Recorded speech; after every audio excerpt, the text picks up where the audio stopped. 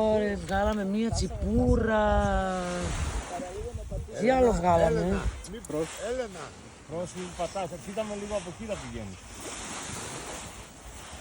Τι βγάλαμε και τη γλωσσίτσα.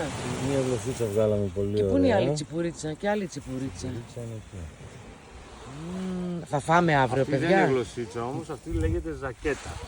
Ζακέτα. Είναι πρώτος ξάδερφος. Από εκεί βγήκε φόρα ζακέτα, επειδή είναι σαν ζακέτα το ψάρι. Α, παιδιά, θα φάμε αύριο. Καταλαβες, επειδή είναι σαν ζακέτα το ψάρι, Ναι. από εκεί βγήκε το φόρα ζακέτα. Και βγάζουμε και άλλα κάτω από αυτό το φεγγάρι.